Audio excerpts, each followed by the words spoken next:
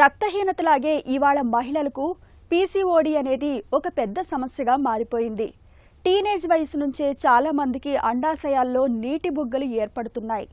ఫలితంగా ఒంట్లో హార్మోన్ల సమతూకం దెబ్బతిని ఋతుచక్రం గాడి తప్పుతోంది.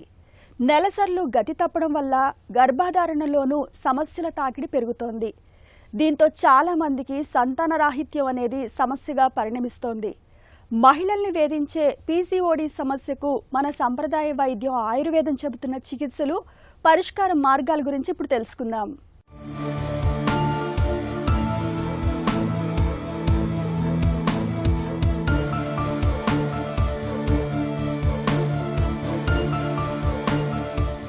అండాశయాల్లో నీటి బుడగల గురించి తెలుసుకునే ముందు అసలు అవి ఎలా ఏర్పడతాయో చూద్దాం.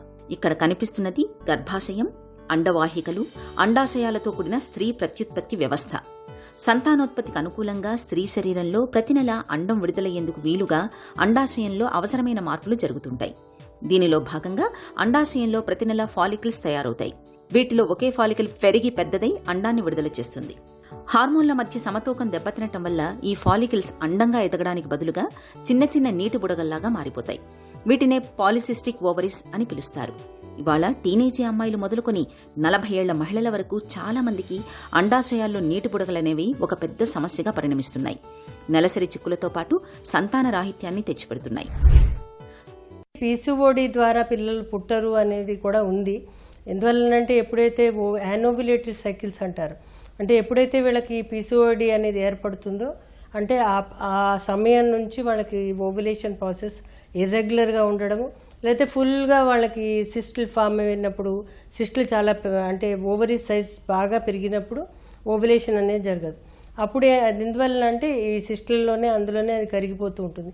దీంతో ప్యారల్గా ఏమవుతుందంటే టెస్టోస్టెరాన్ హార్మోన్ పెరగడము, అలాగే వాళ్ళకి ఈ యొక్క ఈస్ట్రోజన్ లెవెల్స్ బాగా పడిపోవడము, వీళ్ళకి రెగ్యులర్ సైకిల్స్ రాకపోవడము, నెక్స్ట్ వచ్చేసి వీళ్ళకి ఈ యొక్క టెస్టోస్టెరాన్తో పాటు హైపర్ ఇన్సులినిమియా అనే కండిషన్, అలాగే ఇన్సులిన్ రెసిస్టెన్స్ అనే కండిషన్ ఏర్పడినప్పుడు ఏమవుతుందంటే బాడీలో రకరకాలైన మార్పులు వచ్చి ఆల్మోస్ట్ వాళ్ళకి అసలు పీరియడ్స్ రాకుండా ఉండడంతో పాటు ఇతరత్ర శారీరక మార్పులు కూడా రావడం, బరువు పెరగడము, ఇతర హార్మోన్స్, యాంటీ ముల్లేరియన్ హార్మోన్ కూడా కొంతవరకు దీనికి దోహదపడుతుంది. అంటే ఒకప్పుడు వాళ్ళకి సిస్ట్ విడుదల అవుతుంది, ఓవ్యులేషన్ అవుతున్నప్పటికీ కూడా అది యాక్సెప్ట్ చేయకుండా యూట్రస్ వ్యతిరేకంగా పనిచేయడం అనేది కూడా జరుగుతుందని కొన్ని పరిశోధనల ద్వారా తెలుస్తుంది. కాబట్టి ఈ యొక్క ఏఎంహెచ్ లెవెల్స్ కూడా ఒక్కొక్కసారి డాక్టర్స్ టెస్ట్ చేస్తూ ఉంటారు.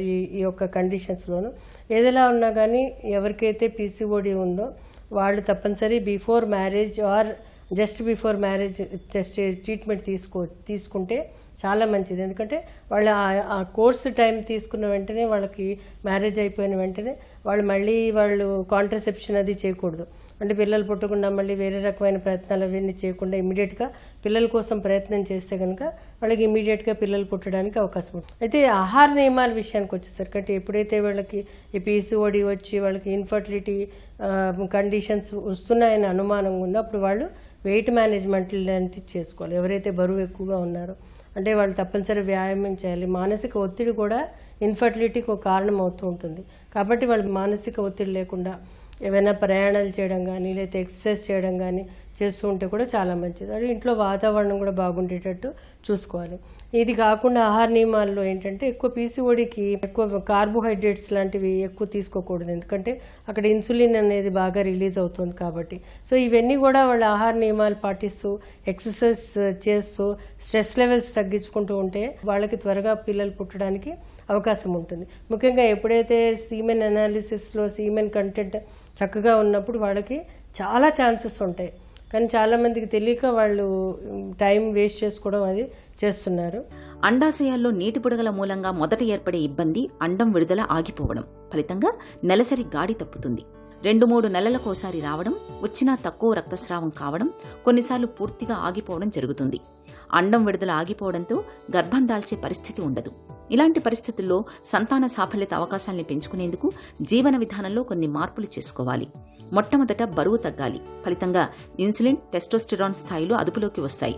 అండం విడుదల జరిగి నెలసరి ఇబ్బందులు దూరమవుతాయి. ఆకుకూరలు, దంపుడు బియ్యం, ఓట్స్, పీచు ఎక్కువగా ఉండే పోషకాహారం తీసుకోవాలి. జంక్ ఫుడ్కి దూరంగా ఉండాలి. క్రమం తప్పకుండా వ్యాయామం చేయడాన్ని ఒక అలవాటుగా మార్చుకోవాలి. ఇలా అన్ని రకాలుగా తగిన జాగ్రత్తలు తీసుకుంటూ ఉంటే పీసీఓడీని చక్కగా అదుపులో ఉంచుకోవచ్చు. చిట్కాల విషయానికి వచ్చేసరికి చాలా చక్కటి చిట్కాలు ఉన్నాయి. ఇందులో హోలిస్టిక్గా ఏంటంటే దానిమ్మ చాలా బాగా సహాయపడుతూ ఉంటుంది. ఈ యొక్క అంటే యాంటీ ఇన్ఫ్లమేటరీ ప్రాపర్టీస్ ఎక్కువ ఉంటాయి దీంట్లో. క్వార్సిటిన్ అనే సబ్స్టెన్స్ ఎక్కువగా ఉంటుంది దానిమ్మలో. కాబట్టి దానిమ్మ రసం మీరు పెట్టుకోండి పక్కన. అలాగే ఒక చెంచాడు ధనియాల పొడి తీసుకోండి, ఒక 1/2 చెంచాడు మెంతులు తీసుకోండి. ఈ మెంతులు ధనియాల పొడి ఒక గ్లాసు నీళ్ళలో కషాయంగా కాచండి. ఆ కషాయం చల్లారాక అందులో దానిమ్మ రసం కలిపేసి దాంట్లో పంచదార కానీ తేనె కానీ వేసుకుని ప్రతిరోజు పొద్దున్న తయారు చేసిన దాంట్లో అంటే ఒక గ్లాసు చేస్తే అందులో 60 ml అనుకుంటే 100 ml అనుకుంటే 30 ml పొద్దున 30 ml సాయంత్రం 100 ml అయితే పొద్దున 50 రాత్రి 50 ml ఈ విధంగా తీసుకుంటే కనుక చాలా మంచి గుణం ఉంటుంది. ఇది కాకుండా మనకి సోయా చిక్కుడు దొరుకుతుంది. సోయా చిక్కుడును కూడా మీరు ఏదో ఒక రూపంలో తీసుకోండి, లేదా సోయా పాలు తీసుకోండి. ఇది కూడా మీకు చాలా బాగా పనిచేస్తుంది. ఇంకా చికిత్సా విషయానికి వచ్చేసరికి శతావరి, అశోక, లోద్ర, దేవదారు రకరకాలైన ఔషధాలు అంటే వాళ్ళ యొక్క మార్కర్స్ ఎలా ఉన్నాయి, ఆ మార్కర్స్ ప్రకారం ట్రీట్మెంట్ అనేది ఉంటుంది. ఏదైనా ఉన్నా కానీ పీసీఓడి అనేది ఒకటే సింగిల్ డ్రగ్ థెరపీ కాదు.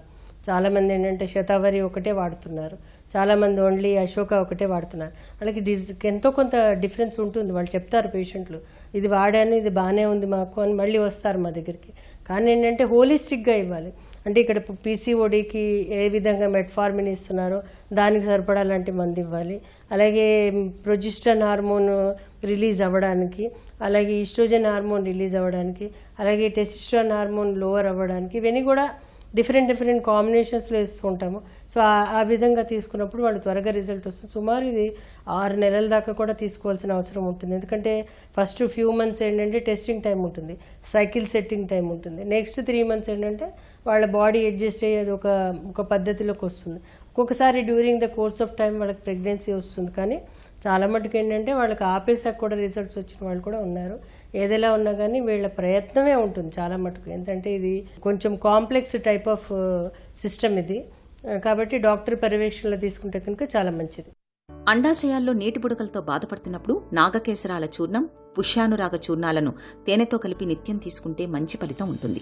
అలాగే కాంచనార గుగ్గులు మాత్రలు పూటకు 2 చొప్పున 3 ముక్కలు భోజనం తర్వాత అల్లం రసంతో కానీ, పాత బెల్లంతో కానీ, నువ్వులను బెల్లంతో కలిపి తీసుకుంటే నెలసరి సక్రమంగా వస్తుంది. సంతానలేమితో బాధపడుతున్నప్పుడు అండం విడుదల కోసం వాడే మందుల్ని 6 నెలలకు మించి వాడకూడదు. ఎత్తుకు తగ్గ బరువు ఉండేలా ఆహారంలోనూ వ్యాయామంలోనూ తగిన జాగ్రత్తలు తీసుకోవాలి. ఒత్తిడి, ఆందోళనలను తట్టుకునేందుకు యోగా, ధ్యానం వంటి పద్ధతుల్ని ఒక అలవాటుగా మార్చుకోవాలి.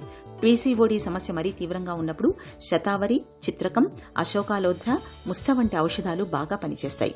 అయితే పీసీఓడి కారణంగా అమ్మాయిల శరీరంలో అనేక రకాల సమస్యలు కనిపిస్తుంటాయి. కాబట్టి వారి శరీర తత్వాన్ని బట్టి నిపుణుల పర్యవేక్షణలో ఆయుర్వేద మందులు వాడుకోవడం అన్ని విధాలా శ్రేయస్సు.